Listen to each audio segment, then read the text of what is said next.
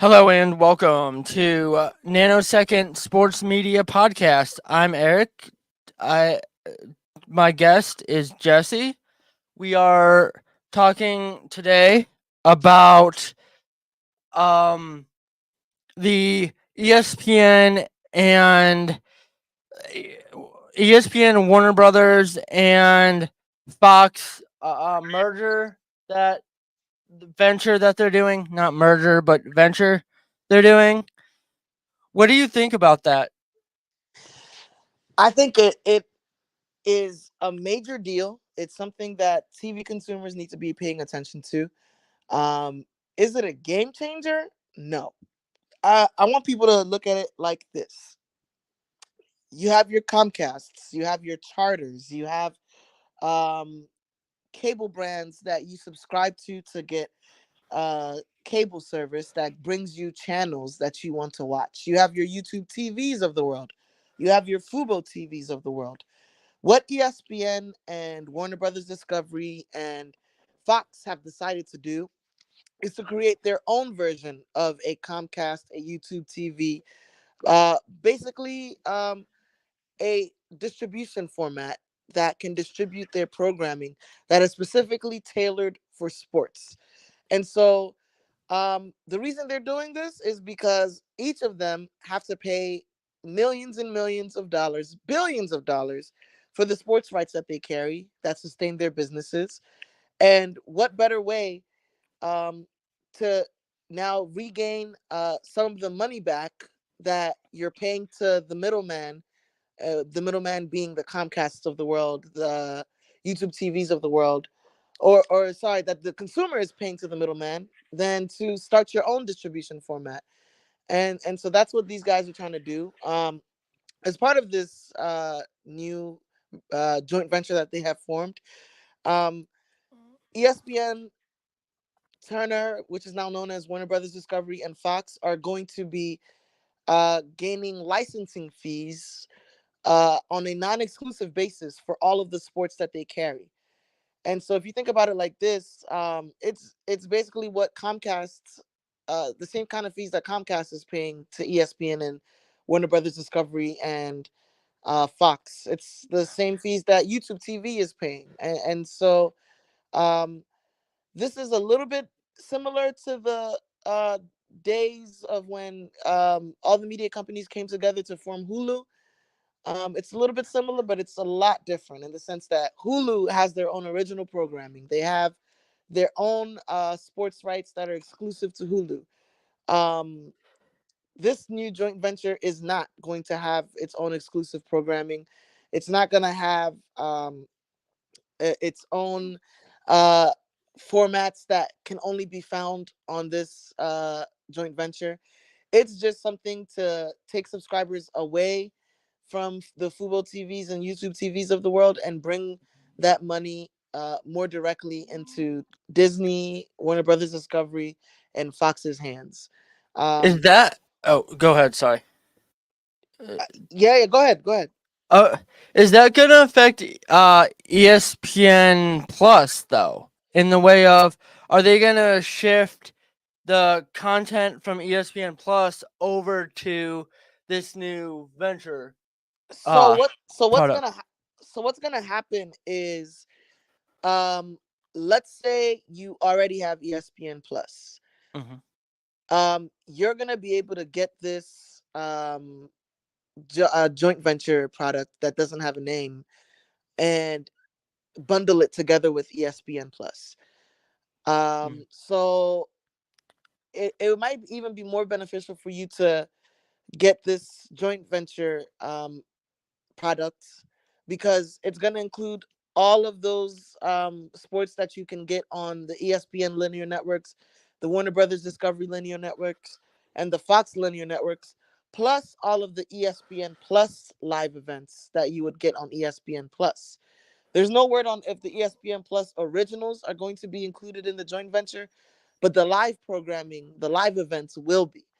And so, as a consumer, the other reason this is happening is because it just gives you more of a choice. It depends on what your viewing habits are. Let's say you are um, let me think of a college. Let's say you went to Morehead State, and you like the Mountain. What conference are they in? The MVC, the Missouri Valley Conference Mm-hmm. basketball games, right? Which Mm-hmm. air on ESPN Plus. Mm-hmm. And you also like cycling, which airs on Warner Brothers Discovery, and then you also like baseball that airs on Fox. Instead of just getting ESPN Plus, now you can subscribe to this joint venture and get all those products in one without having to buy cable. Um, so it's just honestly another option. It's customization. It's trying to provide the consumer with more choices than they have before, and it's not gonna be a game changer, but it's going to make an impact for sure. Is is it gonna be possible? I thought I had saw that you could bundle with Hulu too, or Yes. okay. So that's the other thing is that if you have Hulu or Disney Plus or Max, you're not going to be able to bundle it together with this new joint venture product. And so um, if you watch commercials like that are advertising Amazon Prime, or you watch commercials that advertise, Max, sometimes you'll find programming that they don't necessarily own, but that they're advertising because it's available. A lot of Amazon Prime commercials include snippets of HBO programming and CBS programming. And those are the same kind of programs you would find on Max or you would find on Paramount Plus. But the reason Amazon Prime is advertising that is because you can get Prime and you can get all the content that Prime offers. And then you can subscribe to a Prime channel that now includes Max, that now includes Paramount Plus, depending on how much money you want to spend. And so that's kind of the same strategy that's going to happen with this joint venture. Is now you could see Hulu advertising something to consumers, talking about, hey, we're going to offer the World Series. Obviously, Disney doesn't have the rights to the World Series. So how is Hulu offering the World Series? They're offering it through uh, a channel that you can pay a little bit extra for, um, that is this now joint venture. Now Max can say, "Hey, we have the NBA Finals now. Turner doesn't have the rights to the NBA Finals, but now if you like everything on your Max product, but you don't necessarily want to subscribe to cable or YouTube TV or ESPN Plus, but you want to watch the NBA Finals, there's an option for you to do that now." And so it just provides viewers with more options, customization, and it's a win for consumers. It's a win for um, the content providers. The only people that might lose out are going to be the Comcasts of the world, the YouTube TVs of the world, the Fubus. Fubu's going to be one of the biggest losers out of this, because a lot of people subscribe to Fubu, um, because it's a skinnier bundle that's cheaper, that provides all these sports packages and options at a cheaper rate than cable. But now that this is has come into fruition, I, definitely expect a lot of people to be leaving Fubo. I don't think Fubo's in the precipice of shutting down, but it's gonna be a tough road for them, and it's such a tough road that Fubo even came out with a press release about a couple hours ago, talking about why they believe this joint venture is going to fail and why they still believe in their product. So you can tell that this is definitely threatening. And it's also unique because they came out with this announcement on the same day that YouTube TV announced that they're the fourth biggest subscribed to um, multi video provider in the United States with 8 million customers. They're right below Comcast, right below Charter, which for a lot of people is known as Spectrum. And so the fact that this announcement comes the same day that YouTube TV announced what they announced is interesting, because now what happens to their numbers? Do they start to dwindle? Because a lot of people subscribe to YouTube TV because it's a cheaper way to watch their sports events without subscribing to cable. Could you So see? Oh, go ahead. Sorry. no, no. I was just gonna say it's an interesting paradigm that is happening, and it's a shift. What I would also want to point out, and sorry to ramble, No, you're is that good. this does not mean that now you're going to see ESPN, Warner Brothers Discovery, and Fox, uh, you know, kind of merging. This is No. not, under the U.S. government's rules and regulations, companies that are that big cannot merge together because it would control too much of the marketplace. It would devalue their ability to uh, devalue the ability for other companies to compete with them, and so it would put a lot of antitrust regulations into question if they were to merge. But um, they will still be working together with Wouldn't that internet be like content. monopolizing, kind of? Exactly, Okay. exactly. Um, could you see any other companies doing smaller, like NBC Sports, CBS? I know CBS has the CBS HQ, and there's a news station that I just found called Next Level Sports. I don't know if you've ever heard of them. I don't know if they're just a DirecTV exclusive or not, but could you see like uh they do a lot of like foreign overseas like basketball and Yeah. other So stuff. full disclosure, I used to work for Next Level. Oh, well, Yeah. so I don't need to tell you what they are. Okay. Yeah, Um so yeah, you described them perfectly correct. They carry a lot of international sports. They used to be known as One World Sports way back in the day, and they mhm. carried the New York Cosmos, and then a person named Grudger ended up buying the company and changing the ethos of the company. And they have a lacrosse league that helps with exposing HBCUs to lacrosse. And um, I will say Next Level is nowhere in the conversation of the ESPNs and the Foxes and the Warner Brothers of the world. But it again goes back to the conversation that I had, is that the viewer and the consumer gets to have more choices. There's more customization that Mhm. is being offered, and that is always a good thing for the consumer. I- I'll No, pl- I'll plead ignorance here real quick. How uh, long has Next Level been around? I just happened to stumble across it a couple weeks ago. Next Level in its current iteration has probably been around for the last 5 6 years, but in Okay. total as a network, before its current iteration has probably been around for like 15 16 years. Oh, that's long, longer Yeah. than Fox Sports. Like Yeah, one. yeah. Longer than Fox Sports One. Yeah, Yeah. that is true. That is true. Not longer than Fox Sports though. Fox Sports I Yeah. think No, I came around know. in '96. Yeah. That's why I clarified. I'm like, wait. Yeah, that's not good. But I wanted to answer your question though about sorry. Uh, other sports networks coming together. yeah. Like obviously NBC and CBS were left out of the picture, right? Mhm. Um NBC obviously, it doesn't seem like they're gonna give up on Peacock anytime soon, and they don't have a reason to. Comcast is a really stable company, probably one of the most stable media companies in existence right now. And so they may be losing money on Peacock, but they're not losing as much money as they were before, and there is still hope.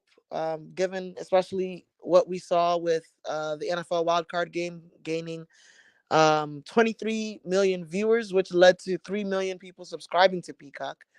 Um, and Peacock still has the Olympics coming up. Um, they still have the Super Bowl coming up in a couple years, so there is a lot of hope for Peacock. Paramount Plus, on the other hand, though, is a company that obviously is at risk of being sold or failing due to the debt that they owe. Um, and so, is there a scenario that CBS gets sold, or the parent company of CBS, which is known as National Amusements, ends up filing for bankruptcy, and they can't afford to have a streaming offering anymore, or the person that buys CBS decides that they don't want to do a streaming offering anymore? That's a possibility. So if that happens, now what happens to all the sports properties that CBS has and that they're airing on Paramount Plus? So they could decide, hey, we want to join this JV that ESPN and Fox and WBD have just formed.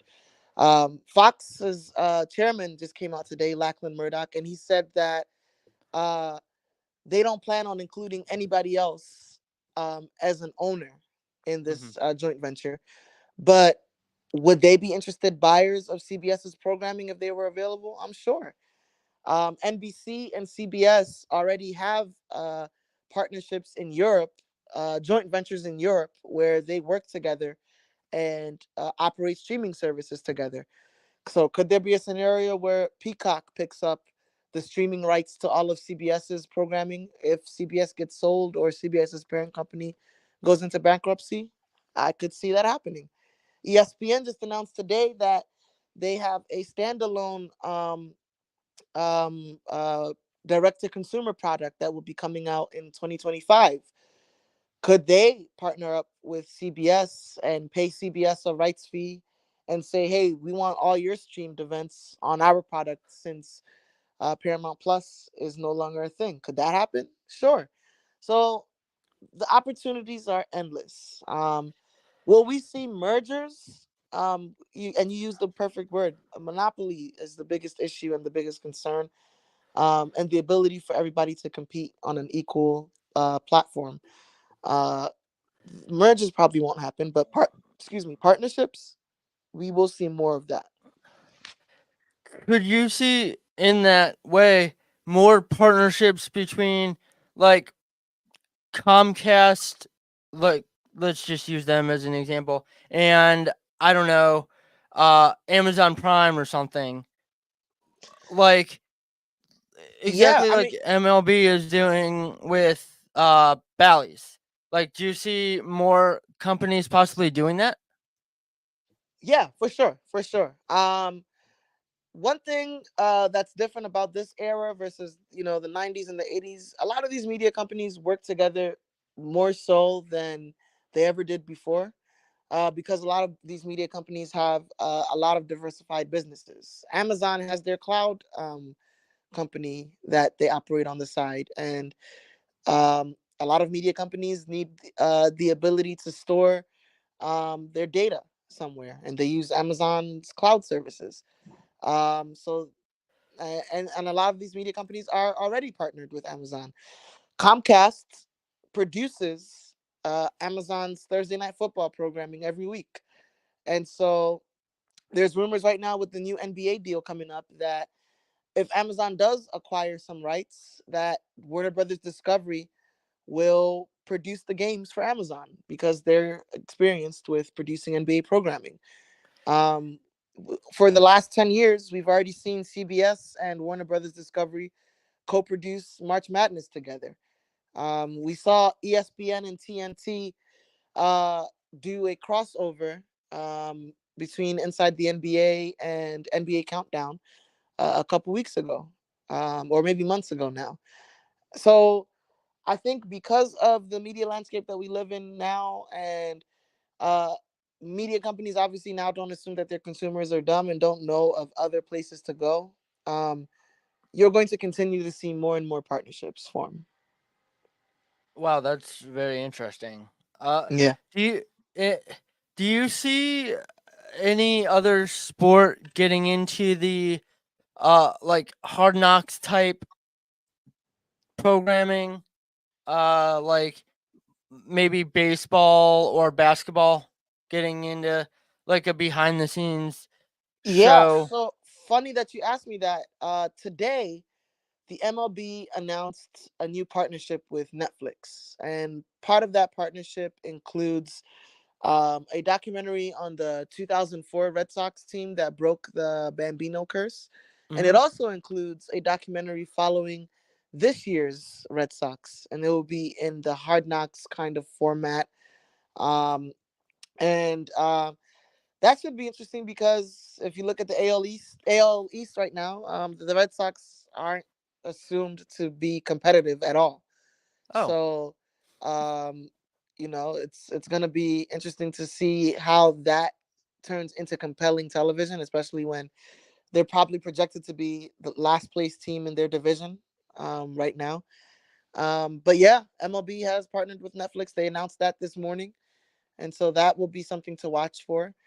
Um, Shams Charania has reported that the NBA, LeBron James's production company, Peyton Manning's production company, and Netflix, along with the NBA, are gonna partner to create a version of the quarterback show that NFL Films produced that was a hit Okay. on Netflix.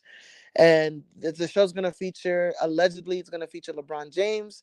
It's going to feature, oh, I forgot one more person that's producing this show. Barack Obama's production company is also producing this show. Oh, okay. So the show's allegedly going to include Anthony Edwards. It's going to include LeBron James.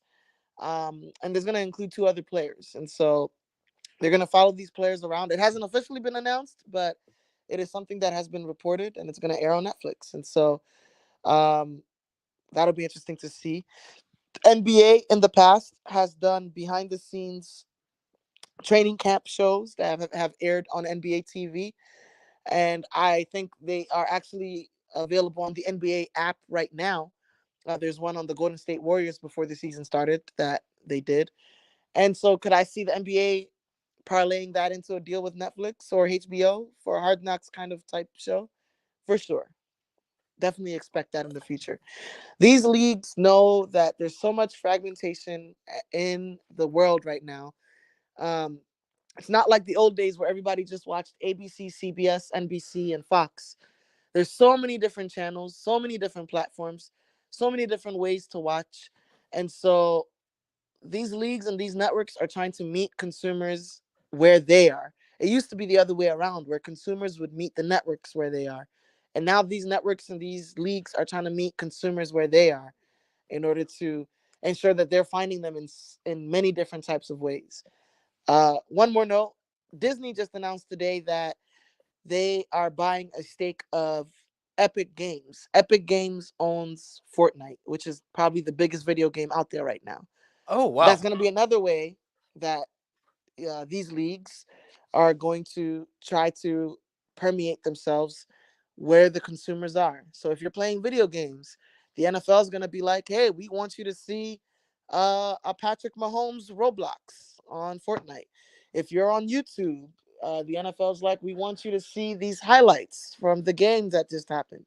If you're on Netflix, you want to watch a documentary, the NFL wants you to see Patrick Mahomes and his family and how they handle each other and how they like each other.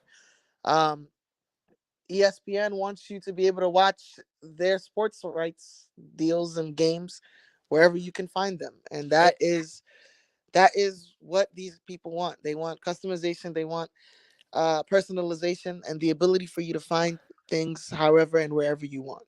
Is there any chance with that partnership that they create, if they could get licensing, they create a competitor to EA and Madden? That is a really good question. It is something that could happen. If let's say Disney decides to go back into gaming and bring back their games, like I forget the name of the game. It's not on the top of my head, but they had a series of games that they came out with uh, that were pretty popular. They decide if you want to play this on Disney Plus and get some points on your Fortnite and join their metaverse. That is a subscription fee that could compete with EA and Madden. And would they form their own types of sports games? I don't know. You know, Madden, I think, has proven itself. It's proven that it Hmm. is at the pinnacle of sports video games. Madden and 2K are the two pinnacles. Hmm. And so, um, I don't know. But again, I wouldn't put anything past anybody at this point. So, oh, jeez. Of course, I draw a blank right as I was about to ask a question. Um. No problem. Anyway. Um. Actually, I think that's it because I just cannot think of what the question was going to be. So, I think that's it for the show. I really appreciate your time. Eric, thank you. It's been a pleasure. I love talking media with you and hope to do this again soon. Oh yeah, definitely. Uh. Okay. Sounds good. Thank you again for joining, Thank you. and thank you everybody for listening. Have a good one.